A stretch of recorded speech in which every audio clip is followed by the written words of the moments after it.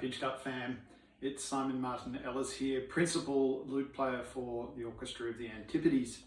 I'm sitting here preparing for the upcoming Concertos and Sonatas program, and I thought I'd share some interesting facts about one of the instruments that I'll be playing, the unsung hero of 18th century continuo practice, the Gallichon.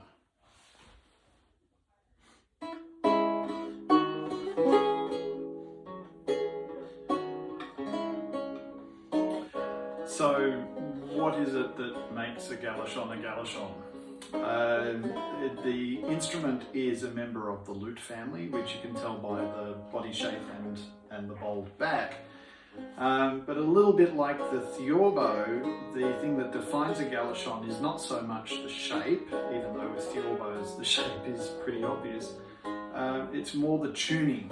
If you took a regular lute tuning, a regular Renaissance lute tuning, and then took off the first string, you've got the Gallichon tuning, which starts on D. That means that you've got the third between the second and the third course rather than the third and the fourth, which actually gives you a tuning which is extremely similar to the modern, or indeed historical guitar. So if you're a guitarist and you pick up one of these instruments, you'll find that a lot of the chords are quite similar to what you would probably know, including bar chords. So this instrument is tuned as a German version of this particular family, hence the name Gallichon. I have no idea where the word Gallichon actually comes from. There's an Italian version of the Gallichon, which is called the Mandora, and it's tuned one whole step higher. The interesting thing about that is that that gives the first strings, E, A, G, E, B, G, D, A, the first five strings, exactly the same pitches as the modern guitar or the historical guitar.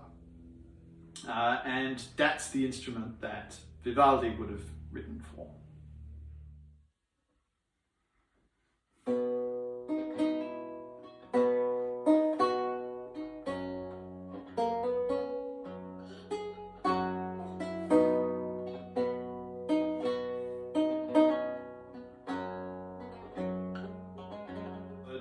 The Gallichon was an instrument that was primarily used as a continuo instrument in collaborative situations.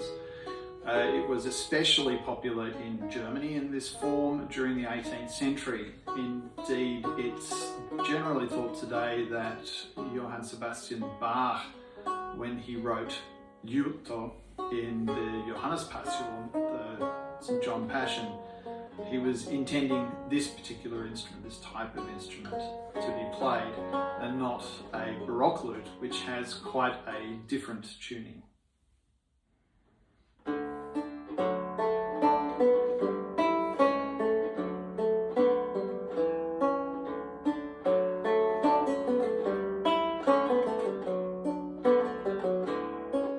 Now, you may have seen the video that I posted in October 2024, or Pinchgut posted then, which was when I actually collected this particular instrument from a colleague of mine who lives in Montreal.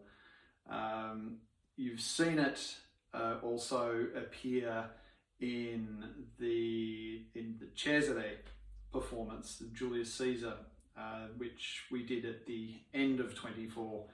I've used it in the pyramid. It wasn't actually a pit in the pyramid, and also up on the balcony during the garden scene.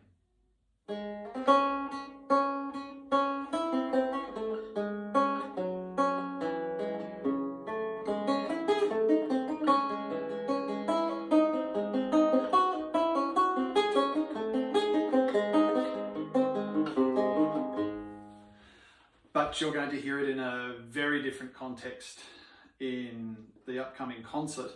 Not only will I be playing it as a continuo instrument in the Bach concertos, there's also a concerto written for Lute by Johann Friedrich Fasch, again, it's a piece that could have been written for Sylvius Leopold Weiss in the Dresden court, and that would be most likely have been played on the Baroque lute.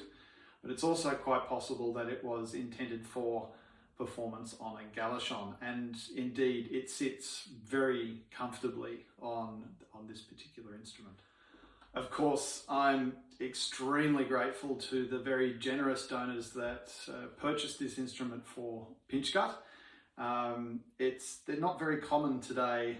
Again, like I guess back in the 18th century, they just fell out of favour, and people didn't have the instruments around anymore. It's a little bit like that today with the historical performance practice industry, that the oboes are things which are far easier to come by than these particular type of instruments.